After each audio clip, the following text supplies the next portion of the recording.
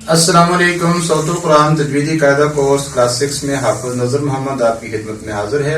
آج کی کلاس میں ہم پڑھیں گے جوائننگ سائن ملانے والی علامات. آخری دو علامتیں پڑھیں گے انشاءاللہ.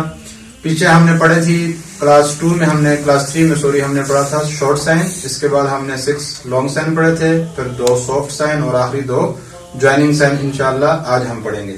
دوبارہ سے میں ریپیٹ کروا لیتا ہوں. شارٹ سائن 6 کون سے جی؟ حرکات اور تنوین. لانگ سائن کون سے جی؟ لمبی حرکات اور حروف مدہ. سافٹ سائن کون سے ہیں جی؟ لین لیٹرز, واو لین اینڈ یا لین دونوں سے پہلے زبر آتا ہے. اسی طرح آخر میں جوائننگ سائن جزم اور شد. تو آج ہم جزم اور شد پڑھنے والے ہیں جی. یہاں پہ دیکھیں, یہاں پہ جزم اس طرح کی شکل کو کہتے ہیں جو دال کی طرح لکھی ہوتی ہے, اور شد جو ڈبلیو ٹائپ کی شیپ ہوتی ہے اس کو شد کہتے ہیں. جزم اور شد ملانے والی آخری 2 علامات ہیں. سب سے پہلے ہم جزم پڑھ لیتے ہیں, پھر اس کے بعد ہم شد پڑھیں گے. شد کے میں نے یہاں پہ 3 اصول لکھے ہیں شد کو پڑھنے کے.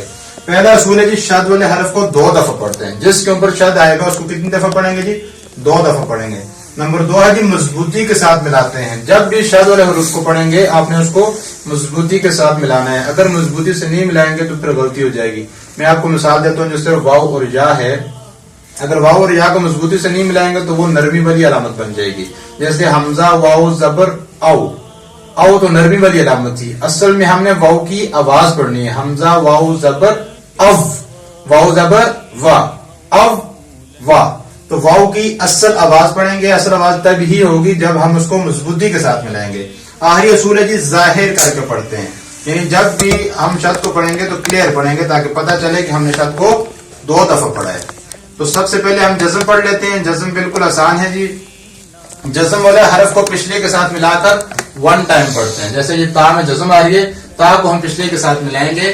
حمزہ تا زبر ات, ا کو تا سے ملائے تو ات. اسی طرح اے آ رہا ہے, اے کو تا سے ملائے تو ات, او کو ملائے تو ات, ات ات ات. اسی طرح ا کو میم سے ملائے تو ام ام ام.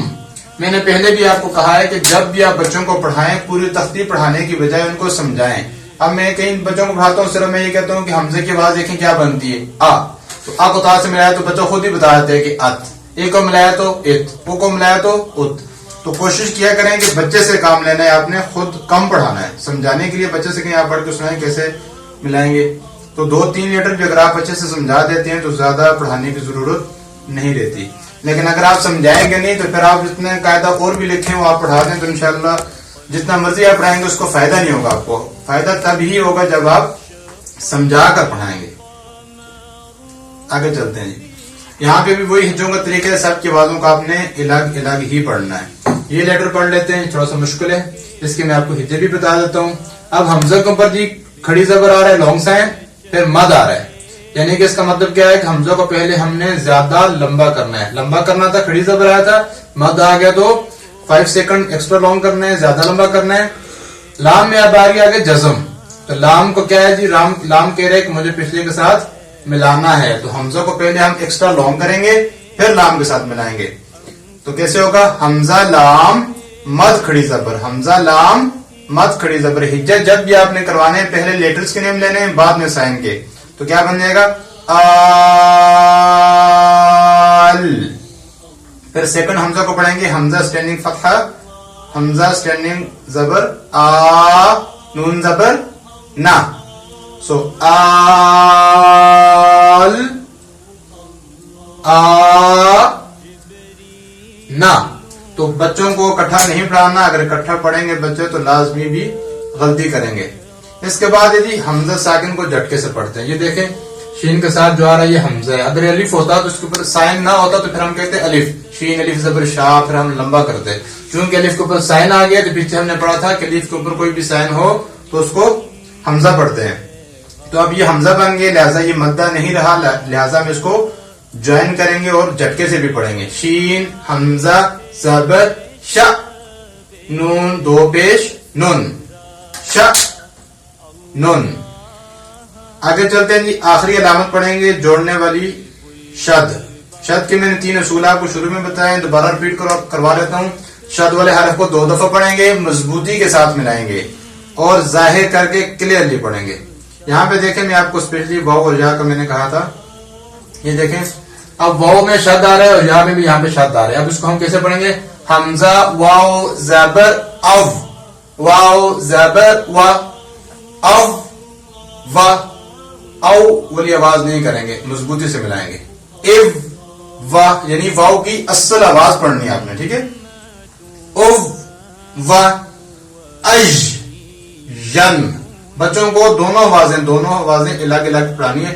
اج ین اکٹھا پڑھیں گے تو ظاہر کر کے نہیں پڑھیں گے، مضبوطی سے نہیں ملائیں گے، کلیئر نہیں ہوگا. تو لہٰذا ان سے کہنے ہیں کہ 2 دفعہ دونوں کو الگ الگ پڑھیں. اج اور ین، اج ین، اج یون. تو دونوں آوازیں سیپریٹ سننی ہے تاکہ بچے کو سمجھ آ جائے. اس کے بعد دیکھیں جی نیکسٹ میں ساری علامات مکس آ رہی ہیں. نیکسٹ پیج پہ دیکھیں جی جزم اور شد، دو جو جوڑنے والی دونوں علامتیں ہیں، جزم اور شد دونوں اکٹھی آ رہی ہیں. تو بچے کا پہلے ہی آپ نے ذہن بنا دینا ہے کہ بیٹا دیکھیں جزم اور شد اکٹھا آ رہا ہے، تو آپ نے کنفیوز نہیں ہونا. با کو ہم نے 2 دفعہ پڑھنا ہے، پچھلے کے ساتھ جوائن کریں گے. تا میں پھر جزم آ رہا ہے تو اس کو پچھلے کے ساتھ سیکنڈ با کے ساتھ جوائن کریں گے. پہلے بچے کا کانسیپٹ کلیئر کرنا ہے اور اس کے بعد آپ نے پڑھانا ہے.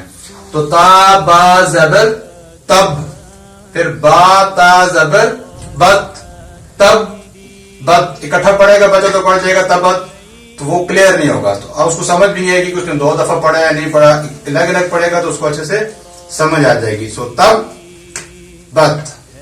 نیکسٹ لائن میں جزم، اس میں جزم اور شد اکٹھے تھے، نیکسٹ لائن میں 2 شدیں اکٹھی آ رہی ہیں. تو آپ نے دونوں کو پہلے ہی بچے کو بتا دینے ہیں کہ 2 شدیں اکٹھی آ رہی ہیں، آپ نے کنفیوز نہیں ہونا ہے. زا کو بھی ڈبل پڑھنا ہے اور کاف کو بھی ڈبل پڑھنا ہے. زا کو پچھلے یا کے ساتھ ملا دینا ہے اور کاف کو سیکنڈ زا کے ساتھ ملا دینا ہے.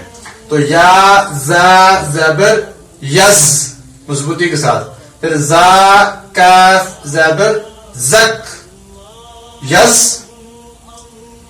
زک، کاف کھڑا زبر کا، یز زک کا. آپ نے دیکھا ہے میں نے زیادہ رک کے پڑھا ہے. زیادہ رک کے اس لیے پڑھا ہے کہ جتنا مشکل لیٹر آئے گا آپ نے بچے سے کہنا ہے کہ اس میں اور زیادہ ٹائم لگائیں، لیکن غلطی سے بچنا ہے. صرف صحیح پڑھنا ہے، چاہے آپ 10 منٹ بعد ایک حرف پڑھیں لیکن وہ ٹھیک ہونا چاہیے، اس کا سائن ٹھیک ہونا چاہیے، اس کی ایٹریبیوٹس ٹھیک ہونے چاہیے. کلرز دیکھیں ہمارے واحد ہمارا قید ہے جس میں سارے کلر لگے ہوئے ہیں، سافٹ کے بھی لگے ہوئے ہیں، بولڈ کے بھی لگے ہوئے ہیں. تو آپ نے اچھے سے ان کو کلرز بھی فالو کروانے ہیں اور سائن بھی فالو کروانے ہیں. آخری لائن پڑھیں گے جی مد اور شد اس میں اکٹھا ہے. پہلے ہی بچے کو بتا دینا، بچہ ڈر نہ جائے. ان کو بتا دینا کوئی مشکل چیز نہیں ہے جی. مد آ رہی ہے، جیسے پیچھے ہم نے دال کو لمبا کریں گے زیادہ اور با کے ساتھ ملا دیں گے، دیٹس اٹ. جیسے دال با، پہلے لیٹرز کے نیم دال با. الف کا نام پہلے اس لیے نہیں ہے کہ الف یہاں پہ ایز اے سائن استعمال ہو رہا ہے، لیٹر نہیں ہو رہا، ٹھیک ہے. تو ہم پہلے کہیں گے دال با، پھر الف مد زبر. اب دال کو ہم نے الف مد آ رہا تھا لمبا کرنا تھا، مد کا سائن آ گیا تو 5 سیکنڈ لانگ کریں گے، اور با میں شد آ رہا ہے تو اس کو پچھلے کے ساتھ جوائن بھی کریں گے. تو کیا بن جائے گا داب. پھر با کو دوبارہ پڑھیں گے با 3. اسی طرح حاج جا کا، کم از کم 5 سیکنڈ وقفہ. آخری پڑھتے ہیں یہ والا واو صاد زبر وس، وس صاد کو موٹا بھی پڑھیں گے اور مضبوطی کے ساتھ ملائیں گے بھی واو سے. پھر صاد فا، صاد فا مد کھڑا زبر.